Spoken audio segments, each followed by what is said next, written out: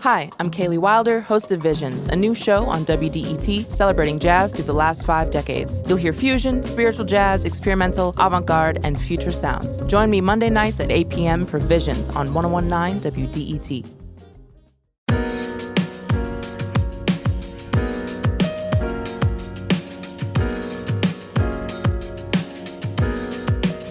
It's the Metro on 1019 WDET. I'm Tia Graham, and you're listening to WDET's new show connecting you to the news, art, and culture affecting our city and our region. That's right, and Tia, I'm Nick Austin here, and today on the program, the first 3D home in Michigan is being unveiled today in Detroit. Could this be a significant step in creating more affordable housing? We'll learn more from the home's architect, Brian Cook.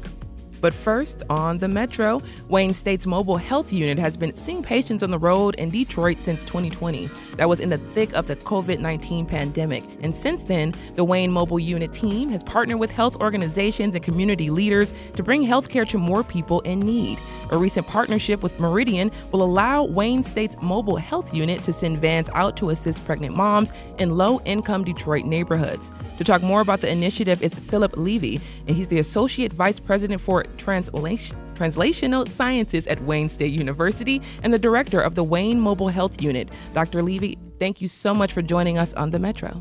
Tia, it's my pleasure to be here. Now, what brought about this recent partnership and the expansion of services for the mobile health unit? We have some issues happening in the community. Yeah, obviously. So maybe to start a little bit with where this began and why we're going in this direction. As you mentioned, early in the pandemic, we recognized the need to bring services to folks in the community. We couldn't just sit back and wait for them to show up at hospitals and urgent care centers and what have you. And so we created this mobile outreach program that really took hold. It became a pillar of the state's racial disparities task force. But as we were going through this and testing for COVID and starting to vaccinate, we were aware that it was the underlying conditions like high blood pressure, diabetes, smoking, obesity, high cholesterol that really led to the adverse outcomes or the problem outcomes we were seeing in brown and black communities. And so we started pushing the edge and saying, let's go into neighborhoods. Let's start measuring blood pressure. Let's start drawing lab tests and figuring out risk. And that's really important because heart disease is the number one cause of death in and around Metro Detroit and the country overall. But folks in Detroit are disproportionately impacted by this. At the same time, there's big problems with birth outcomes and maternal health. And so we started to say, we have a great system to bring care into neighborhoods. Let's push the edge of this and let's start to think about what we can do for women's health issues. And then when we think about women's health issues, especially in the state of Michigan, according to the Michigan Department of Health and Human Services, between 2015 and 2019, about 63% of the deaths among black pregnant women were preventable deaths. So when we hear those statistics, we think about that. What are some solutions that you all are putting into place with the new mobile unit and the new grant that you all have with Meridian? Yeah, that's great. And we'll get into that. Before we go, I just want to thank the Centene Foundation and Meridian, especially their Chief Medical Officer, Kay Judge, who's been a terrific supporter of this initiative. You have to have the payers involved because if we don't think differently about how we deliver and pay for healthcare, we can't really make substantive change. So what we're really emphasizing is not just on the pregnancy period, but we got to take care of women across the lifespan. You can't be a healthy pregnant woman if you're not a healthy woman necessarily before you become pregnant. We know things like chronic hypertension and diabetes, they dramatically increase the risk of adverse birth outcomes and the risk of death for pregnant women. So let's start to think about how we reach out into communities where we know there's high risk already, get ahead of the game by starting to measure blood pressure, measure things like hemoglobin A1C, which is an indicator of diabetes risk, things like cholesterol. Let's do the things we need to do to make sure every woman can be as healthy as they can be before they get pregnant, while they're pregnant, and afterwards. So when you are in the communities, you're going out, and once again, I saw you out in the community. It was Joy Road and Southfield Freeway, right in the heart of that Fitzpatrick neighborhood there, Cody Rouge. And I thought, how are you able to bridge this gap between medical professionals and the stigma of working with medical professionals, especially in communities of color? Well, the most important thing is trust, right? And we started this early in the pandemic, and we saw other mobile vans and other things that were being delivered for place-based services. But as the pandemic started to wind down, we're not out of the woods yet, but as it started to wind down, those resources started to dissipate. We stayed. We've been there since the beginning, and we're always going to be there, and we continue to be there. It's that trust agency that when we went from COVID testing to COVID vaccines, people knew we were going to be the ones bringing vaccines to communities. And now that we've been doing this work around high blood pressure, around diabetes, around cholesterol, obesity we're hoping to get into, things like smoking, that the community really believes in us. And most importantly, we've got this incredible network of community-based organizations and partnerships, from the faith-based community to others. And as you were talking about, sometimes we just partner with owners of surface parking lots and say, hey, we want to put healthcare right in the way of people so they trip over it as they're going about their lives. And then it's that trust, again, through the lens and through the partnership of the community-based organizations, but also the community knowing that we're there and we're here and we're going to be there in the future. Which is amazing. Once again, what is the maternal health pilot program altogether? Let's get into that a little bit more and some of the things that you all plan to do within this program. Yeah. So the maternal pilot program is really intended to take data from a platform that we developed called Phoenix, the Population Health Outcome and Information Exchange. If you haven't played around with it, anybody, please go to the website. It's publicly available. And you'll see an immense amount of information that looks at health risk, health outcomes, and social determinant factors that may be contributing to this. And what we can do is add data in there on maternal outcomes, birth outcomes, and then we get a sense of where the risk is greatest in the communities, and we could target directed outreach into those neighborhoods. And again, to do it in partnership with a payer means that when we want to go out and do something, we have the support of a reimbursement structure. So it's great to write grants and it's great to get philanthropy, and I've been doing that my entire life. But again, if we don't fundamentally change the way care is delivered so that people can get barrier-free access to services right in their neighborhood, we're not going to change this equation. It's difficult if people have transportation challenges, if they have kids to take care of and they can't take time off to go to a doctor. Why should we create, obstructions? Why do we live with the obstructions that existed before the pandemic? Let's bulldoze them and change the whole thing. I just think about growing up and having mobile units come to schools when we were younger and do teeth,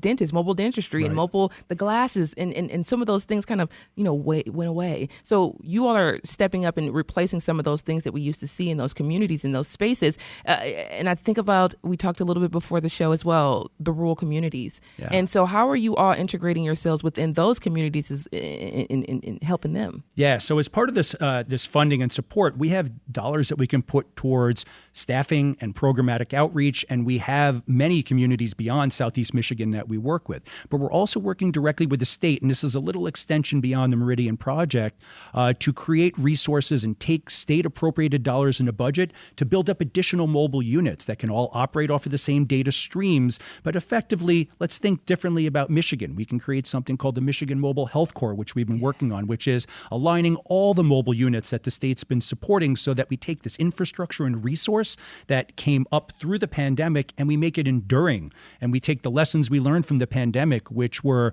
you couldn't go to your doctor to get your to get your COVID test or your COVID vaccination, and you couldn't even go there to get some of your prescriptions refilled. We created this infrastructure in the community and work with the community to say there's a different way. Now let's keep pushing it forward. Let's not retract. Let's push forward. And, you talked just a little bit about working with the state or working at the state level to try to get some legislation changes. So I try to get some movement going so that way the work that you're doing right now isn't going to be just the little work that you're doing. You want to expand it, like you said. So what are some of the things you're talking to the state about in order to help expand the work that you all are doing with the mobile unit? So foremost, Senator Santana, Representative Tate have been amazing partners, as has Lieutenant Governor Gilchrist and the governor herself. And I think they're all willing to say we can lead the nation from Michigan. We've done this for many years in different areas. And you can lead the nation by thinking differently and applying innovation in real time. It's not just enough to talk about things. You have to actually go about changing them. And so what we're having these conversations is saying, can Michigan do something different? Can Michigan work with a collective vision to say, not how do we improve the health of just that one patient that one doctor saw, but how do we change outcomes at a population level? How do we reduce maternal mortality, improve birth outcomes, at the same time driving improvements in cardiovascular outcomes and reducing risk from substance use disorders, and keep extending how far we can go with this? Because we really have created an incredibly unique resource, and I speak all over the country on this, and every time I talk, people are just amazed at what we've been able to accomplish here. I mean, you've been doing it for 4 years now, and the growth that you all have seen in those 4 years has been absolutely amazing. The expanded services you've been able to offer just based on word of mouth, community leaderships and partnerships and trust, like you said, within the system. So Philip Levy is the Associate Vice President for Translational Sciences at Wayne State University and the Director of the Wayne Mobile Health Unit. I want to say thank you so much for joining us on the Metro. We will see you soon. I can't wait. Thank you, Tia. You're welcome. This is the Metro on 101.9 WDET. Who says doctors can't make house calls anymore, right? Let's bring health to you in a van. The Motor City would figure out a way to put it in the van. I love that, Tia. That's wonderful. Coming up, we'll talk about the first 3D printed home in the state, which will be unveiled later today in Detroit.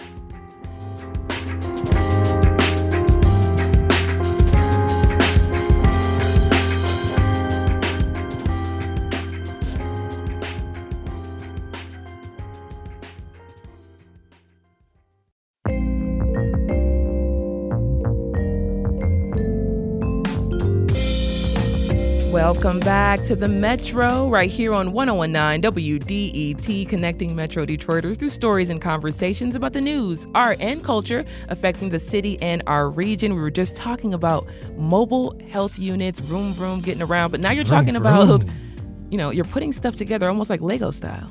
I used to love Legos, Tia. I can tell. I can tell you were a Lego guy. You're probably still a Lego guy. You can do adult Legos. You're exposing too much to the radio world, Tia.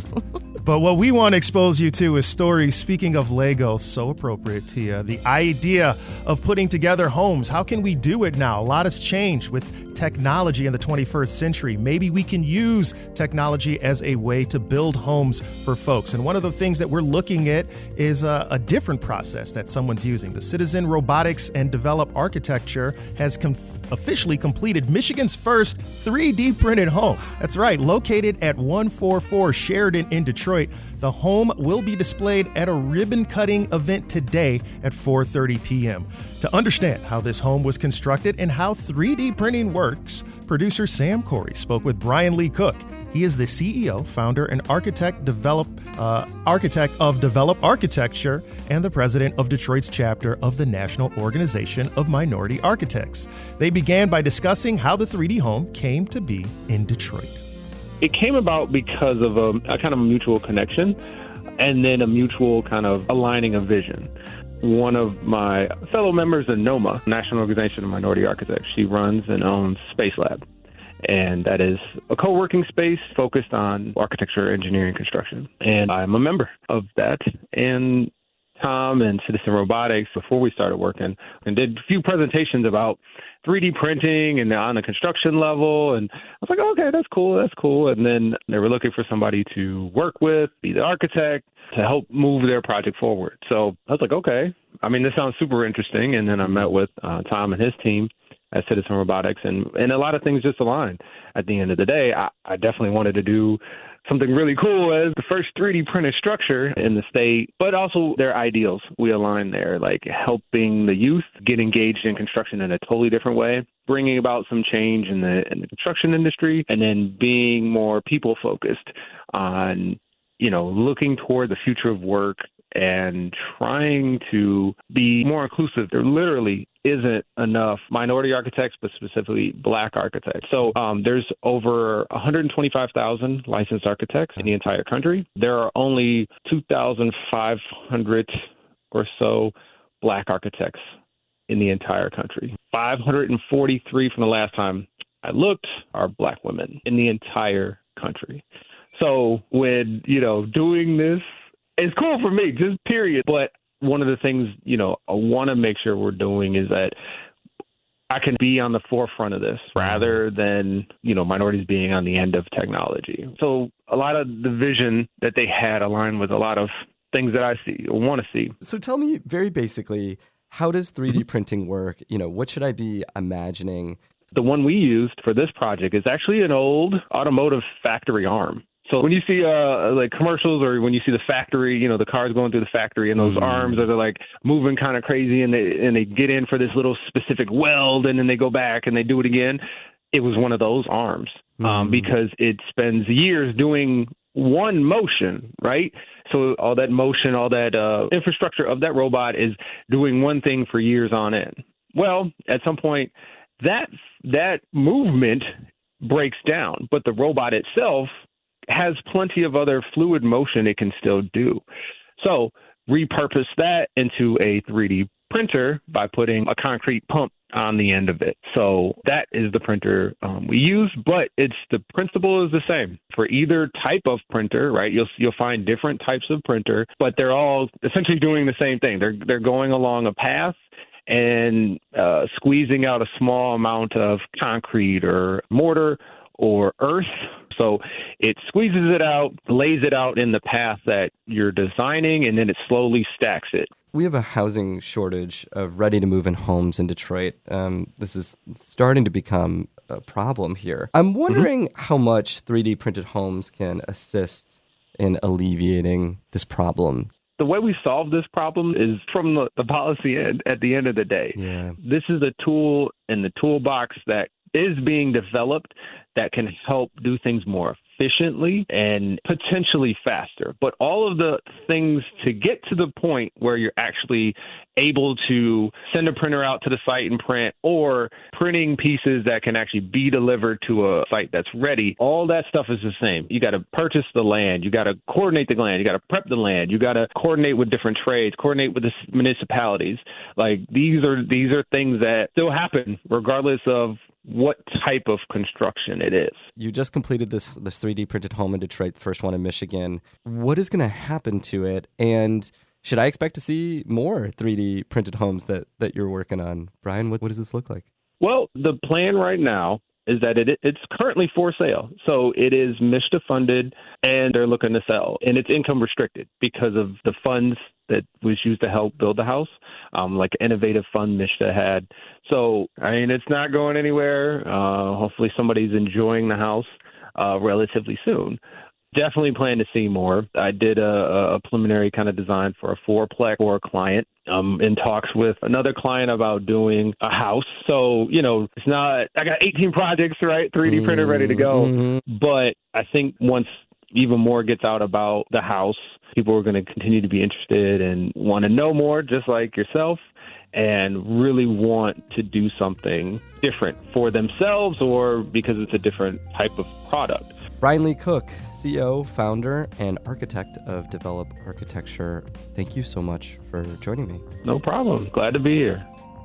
That was Brian Cook, architect of Michigan's first 3D printed home in Detroit, speaking with producer Sam Corey. Brian says the Detroit chapter of the National Organization of Minority Architects hosts an architecture camp for high schoolers annually in July. You can find out more information about that at nomadetroit.org.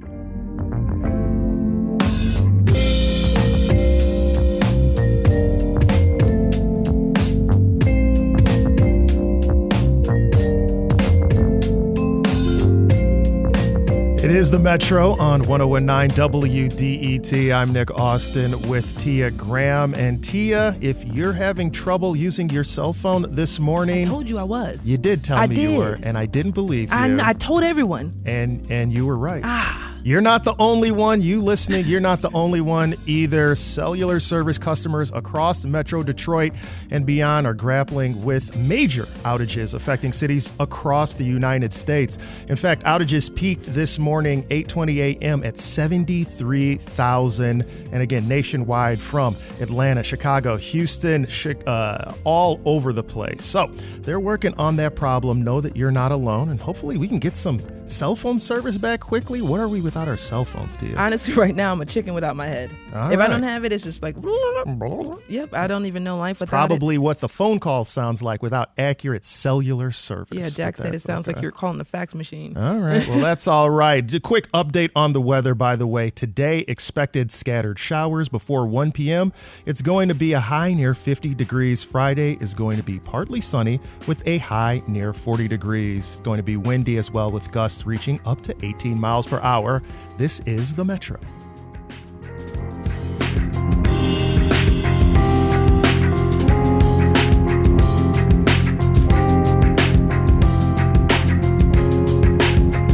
But on a more serious note, our country is still struggling to tame drug overdoses. 1 out of 2 American adults know someone who have died of an overdose, according to Rand Corporation study. Michelle Martin spoke with reporter Martha B. Binger about the study.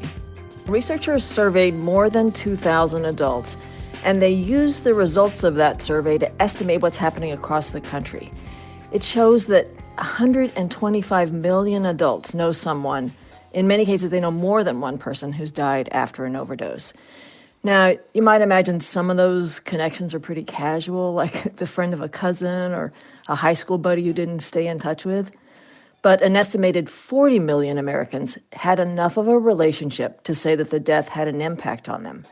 And the study says about 12 million people continue to grieve what's described as a devastating loss. So it's a survey, it's based on the modeling, but just even based on the modeling, those are just pretty devastating figures. Yes. So is this true across the board, or does it vary state by state? It does vary, yes. So in states where there are more overdose deaths, like Alabama, Kentucky, Mississippi, Tennessee, and also all of New England where I live, there are more people with a direct connection because there are more deaths, right? So in these areas, researchers worry that the impact of all this collective trauma might be leading to even more suffering. This is Allison Athey, the lead author on the RAND study. This type of bereavement is creating vicious circles within communities where there's a death that spurs suffering, that spurs more deaths, that spurs more suffering, and there's an exponential increase. So Athey says these communities may need some individual strategies to stop that spiral of grief and despair that she's just described that might lead to more deaths. And these strategies might be along the lines of what's often offered to families who lose someone to suicide. So we might sort of have a model to use. And so what might these strategies look like? The researchers are very concerned about the families left behind after a death. They're concerned that they're being left behind in other ways, because there's very little public attention or support to help them with their trauma. So they want more support, and the study authors say we also have to stop shaming and blaming people who are addicted to opioids, because that extends then to the friends and family members who survived these deaths. Here's an example of that. This is Leslie Gomes Preston. She heard some very ugly comments about her daughter after she died in 2016. Some people, you hear drugs and they think, well, she must have been a bad person. I've had people say that it's my fault. Some people are just cruel. So these kinds of messages compound grief. They make people want to clam up or isolate instead of heal. And Martha, before we let you go, are researchers concerned about any specific groups of survivors? Children, Michelle. A lot of people who die leave children behind. They're living with grandparents or in foster homes. They weren't part of this research, which only sampled adults. But other research has shown that rates of childhood suicide are even higher in communities where there are lots of overdose deaths. So we know there are more ripple effects beyond what's in the study we've just been talking about. That was NPR's Michelle Martin speaking with reporter Martha Biebinger about why overdoses are still a major problem in America. If you or someone you know is considering hurting themselves, call or text 988 to reach the Suicide and Crisis Lifeline.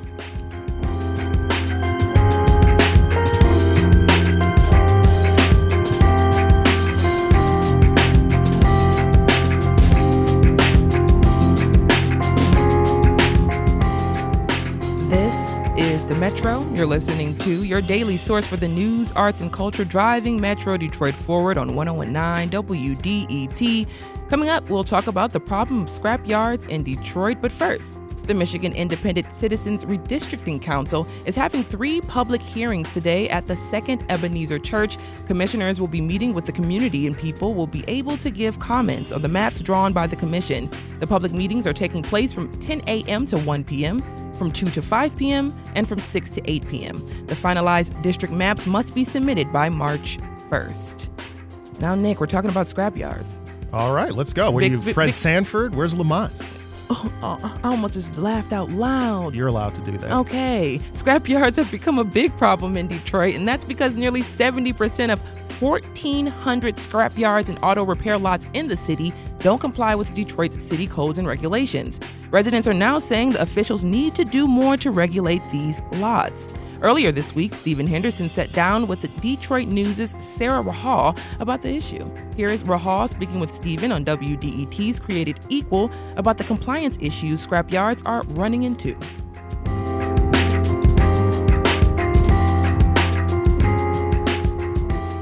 I think that part of the environmental issues that raised the amount of concern that rose to this level of doing this article was basically, how are they complying? The Mayor Mike Duggan put in a moratorium back in 2020 that we put a halt to new applications. There was just too many. At the time, the city's law department said that the businesses were multiplying like rabbits and popping up with no licensure permits, and realistically, the city did not regulate it before the moratorium. Mm-hmm. It was residents who raised the concern to the mayor and showed them this is becoming a problem in our neighborhood. We're seeing shops go and auto businesses come, and this is not what we want. And it got to the point where one resident I talked to said, one day I woke up and there was a business that had expanded into a vacant lot behind their Just lot. took the lot. Took the lot and started using it. Stacking up cars. Yeah. And one day she said that he had the audacity to bring in a car crusher right into the middle of their neighborhood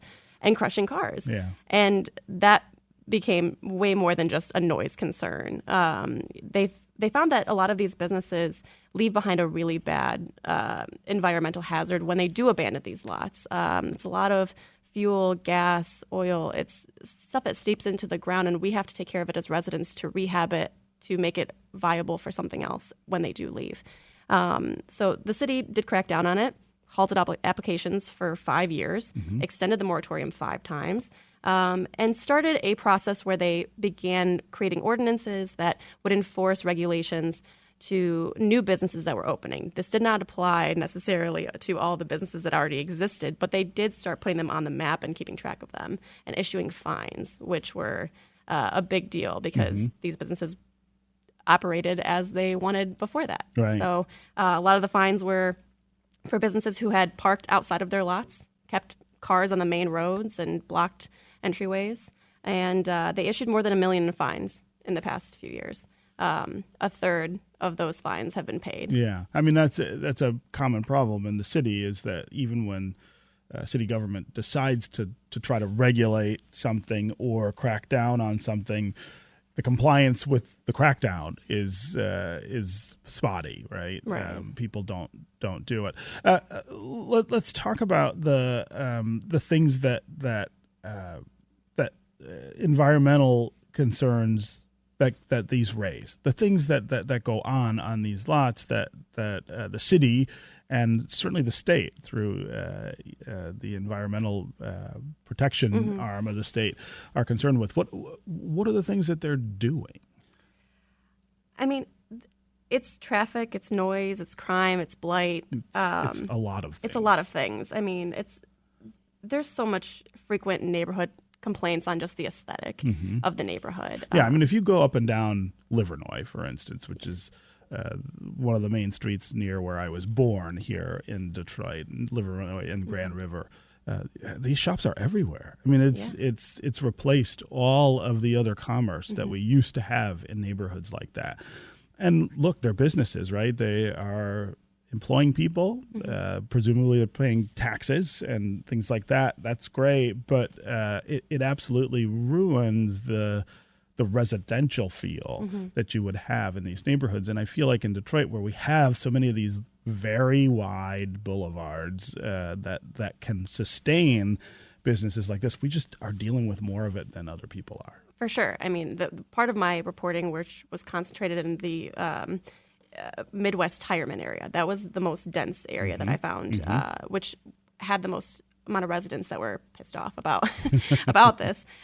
Walking just from the Joe Louis trailhead, the $6 million beautiful greenway that we are building, if you just walk 2 feet from that, you will see a block on West Warren that is just filled with different collision shops. And I'm talking more than a dozen. And one even couple blocks down has a now open sign. They opened last week. Wow. And so it was just very telling to see with your eyes. And then once you go into these smaller corridors, like take Central left to Tireman, and in between you will find 5 different junkyards and scrapyards that are kind of fenced off with these humongous like metal bars. And then you see buses and different like tire stacks, and it's almost like, how do you even retrieve one of these vehicles from the tight space that you've collapsed them all in?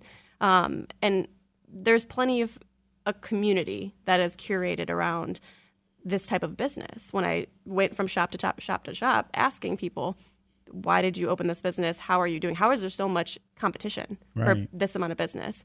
The owner either wasn't there, they thought I was the city and immediately said to call the owner, or they felt that I didn't know what I was talking about, and that there's, this is the Motor City and there's plenty of competition to go around. Right.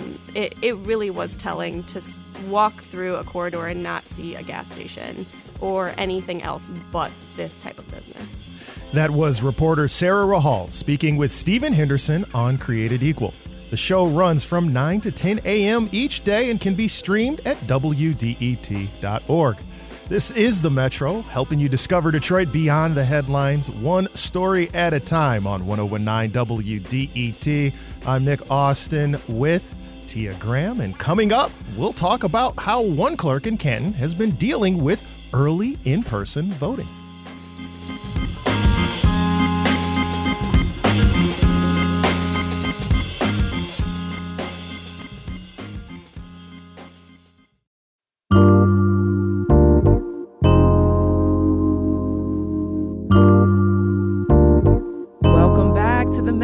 Right here on 1019 WDET. I am Tia Graham with Nick Austin. Thanks for joining us with the new show connecting you to news, culture, and arts that's moving Metro Detroit. A quick weather forecast. Today, expect scattered showers before 1 p.m. Then it's going to be a high near 50 degrees. Tomorrow, Friday, is going to be partly sunny with a high around 42. It's going to be windy as well. Gusts can reach up to 18 miles per hour, so wear that windbreaker. Yeah, and next Tuesday, hopefully it'll be a little bit warmer, but it is primary day and next Tuesday. And this is election officials' first experience with early in-person voting. The process started last Saturday under a new state law that allows at least 9 days of early voting. Canton Township Clerk Michael Segrist spoke with WDET's Pat Batchelor about how it's going. Voters who show up are very vocal about enjoying the process, and the folks who work, the poll workers who work on early voting, they're enjoying the process much better than election day. It's less stressful, it's more convenient for voters, and the administration is less anxiety inducing. What problems have they reported, if any? Most of the problems are because a lot of the technology is in like a beta phase, if that makes sense. We will see the tools develop over the year. So by November, everything should be set. Some of the procedure right now is also written in pencil. So we're learning as we go. When I spoke with Macomb County Clerk Anthony Forlini recently, he told me he was concerned that people who work at the early voting places could be there, all day and no one shows up to vote. He questioned whether that would be a good use of time and taxpayer resources. Do you share that concern? Has it been a problem so far? We frequently run elections where turnout is very low. Mm-hmm. In Michigan, you can put an election on the May ballot, which typically has very low turnout. Right. So the challenge I would put to anybody, including the county clerk, is that the challenge is on election administrators to make sure we're administering early voting in an accessible manner for the voter, but in an efficient manner as well. So there are a number of counties like Oakland County that chose to use a county-run model, Mm-hmm. and they use the sites to maximize the bang for the buck. They are using their dollars wisely. And then there are other counties where local jurisdictions have chosen to go it on their own. Many of them should not have done it. They did not have enough voters to justify doing an early voting site by themselves. So there are opportunities for, let's say, the city of Plymouth and Plymouth Township to maybe join together and do it together, which would not be a huge inconvenience to voters because they're still in the same area. They're not traveling further to vote. But you've got more voters assigned to a site. And I think those questions may be academic right now. They will probably be satisfied by November when more people show up to vote. When voter turnout jumps in some communities up to the high 70%. And if you get 20% of folks voting early, we're going to wish we were having these slow days that we're currently having. So that right now, I'm viewing it as an opportunity to practice for November. Of course, absentee voting began before early in-person voting. AV votes this year will be tabulated before Election Day, as I understand. What does that mean? In Canton Township, we are going to start that process. We will start coming up this Saturday, and we will also be doing it the Monday before election. So Canton Township, we've mailed out, at this point, roughly 14,000 absentee ballots. We've received about 9,000 of them back. So starting Saturday, we will call our absent voter counting board, which are our inspectors, just like in a precinct, bipartisan groups of folks. We're going to grab those 9,000 ballots that we've verified their signature and we've received them into the system. We're going to open up those ballots. We're going to remove them from their secrecy sleeves. We're going to tabulate them into the machines, which will begin the accumulation of the results, which will not be made public until 8 o'clock on election night. Yeah, that seems a little fraught. I mean, how do you keep the results of those tabulated votes from being released before the polls close on the 27th? So it's similar to the same method you would use for early voting. Every single day right now, the same tabulator is shut off and turned on. They are just programmed that they do not show the results without entering in a separate password, and that password is not given to the folks operating the machines. Now, do you use paid staff mostly or volunteers to work at polls or a combination? We use a combination of both, and it's different on the role they're playing. There are individuals who've worked for Canton Township who have additional training. We bring them in for troubleshooting, if equipment has issues on election day or in the early voting period or in the absent voter counting board. So we tend to have staff in supervisory roles and in troubleshooting roles, but the handling of ballots and the assistance of voters on election day and early, that is done by the community. We have over 300 poll workers in Canton Township who run the election. Reason I ask is because I want to know if you've had any trouble recruiting poll workers, because it could be dangerous with the threats and intimidation that many have faced in 2020 and even since then. Yeah, that's a concern some individuals express. What's great to see, there's been a cooling off period. I think as there have been consequences for folks from the 2020 election, people who went off the deep end, maybe lost control of their emotions and their ability to kind of discern the true from the false, and they became aggressive. There's been some consequences for that behavior, and there's been a level setting, and it feels like as a society, people have kind of come back together in some semblance of sanity. And so that has become less of a concern this year. It was a concern in 2022 because that was the first election after 2020 when I think we collectively lost our mind as a country. By 2024, right now, I haven't heard a lot of concerns over safety or security. The hardest part about recruiting right now is because we moved the primary up a month, is a lot of my poll workers are in Florida and they just can't work. So we are working hard to recruit, and we're getting there. That was WDET's Pat Batchelor speaking with Clerk Michael Segrist about early in-person voting in Canton. This is The Metro. I'm Nick Austin. And I am Tia Graham. Coming up, we'll hear about Joe Biden and his waning support. But first, how did state lottery come to be in Michigan? Well, that's a good question, Tia, and I can tell you that it was on this day in 1973 that Taylor resident Hermas Millsaps became the first winner of Michigan's $1 million lottery drawing. The year before, Michigan and 6 other states started government-run lotteries. But before states ran their own lotteries, these games were run by smaller illegal operations.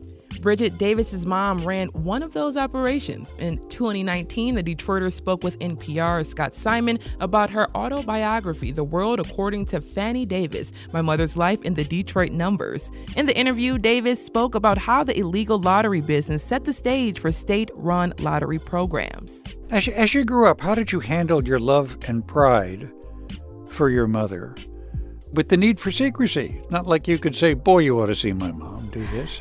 You have really captured the heart of my dilemma my entire life. Imagine being that proud of your mom and not being able to brag about her. But it was a legitimate business that just happened to be illegal.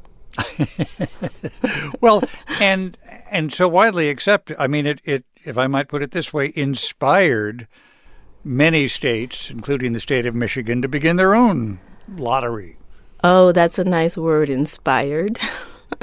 I would say they usurped it. And how did it affect your mother's business? Well, it was sort of affected in stages. What a lot of people don't know is that originally when the lottery was made legal in states like Michigan, it was a weekly drawing. Once a week, you could have a chance to win. You didn't get to pick your numbers. And that was not direct competition with the numbers, which was a daily operation in which people were betting on these 3 digits that they got to choose. Yeah, so they could do birthdays, they could do lucky numbers. Oh, there are so many numbers in the world that you can bet on. 313. Exactly, 313, Detroit's area code. My favorite, because 313 in the Three Wise Men Dream book plays for the word joy. Mm. So the state of Michigan did not immediately run your mother out of business, did they? No. It took 5 years before the State Lottery Commission finally got around to its real point, which was to be direct competition with the underground numbers operation. And so that is when they introduced the daily. So that gave immediate rewards and... Yeah, immediate payoffs, 500 to 1 payout. People got to choose their numbers. They adopted slogans in their ads that came right out of the Black community. It was pretty whole cloth, sort of a grab of the system that was already in place. That was NPR's Scott Simon speaking with the author and filmmaker Bridget Davis on the numbers game her mother ran from their Detroit family home. We'd also like to note that if you have a gambling problem, you can call the Michigan Problem Gambling Helpline at 1-800-270-7117. This is The Metro on 101.9 WDET, and coming up, we'll talk about polling that suggests President Biden is unpopular among young voters.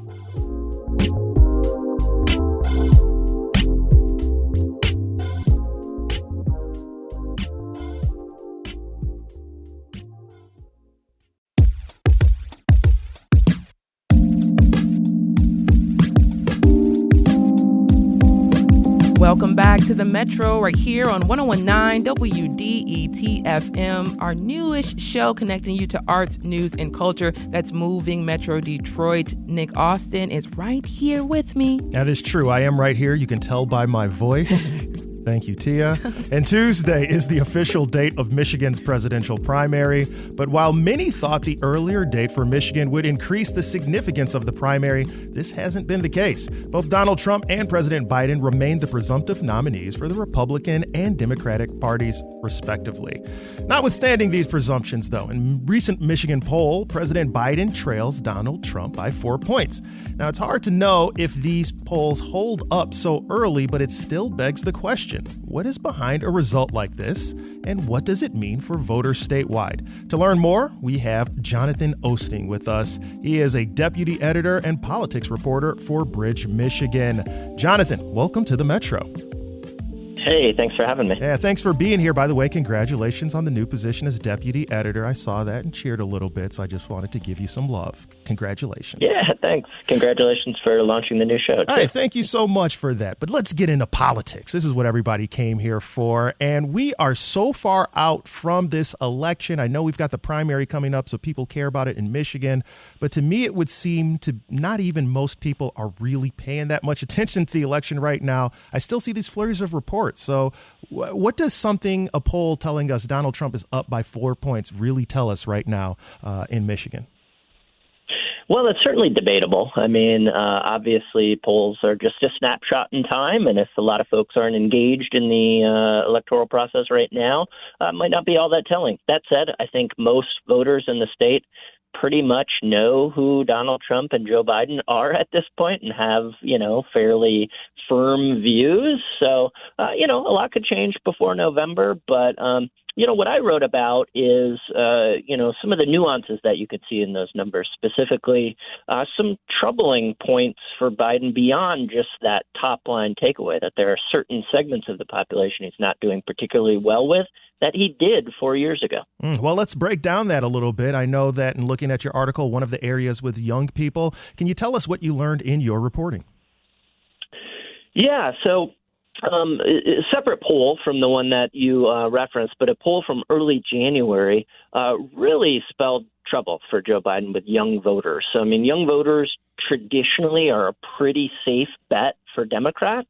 And in particular, turnout among young voters can be really important to them for winning elections. And Biden did very well with the 18 to 29-year-old demographic in 2020. He won that demographic with over 60, it was 61% of the vote, I think, according to exit polls. And, he won the state by 51%. So he really outperformed with young folks.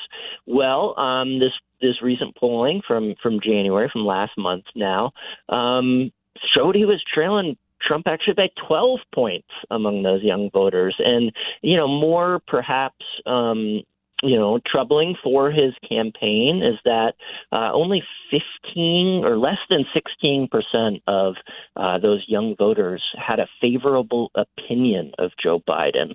And the most common reason was that simply he's too old. Yeah, and this is something that's been coming up a lot, Jonathan. But if we're referring to the same poll, and we might not, from what I saw, that was a survey of 600 people, and it looked like they were looking through the crosstabs to get those young folks and talk about that separation. That would be a tiny sampling this early for a population that, again, historically 50% turnout maybe for that age range as opposed to older ages. So I push a little bit on this polling. Can we really extract that much there? Is this just an expression of dissatisfaction? What do you take away from that?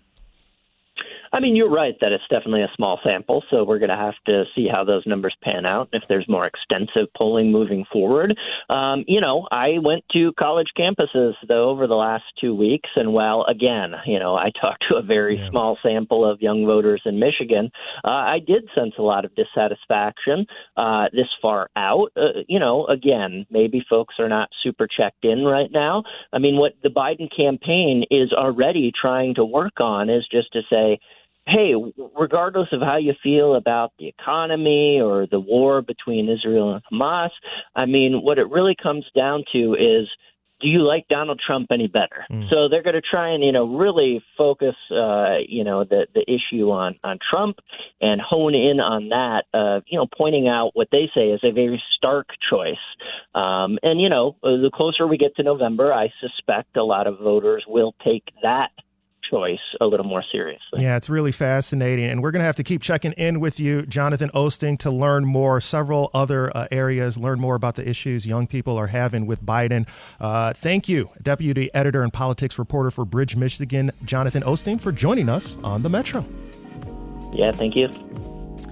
And hearing about that and hearing about young people, I thought about the young person who's coming on next. That's right. To talk about In the Groove.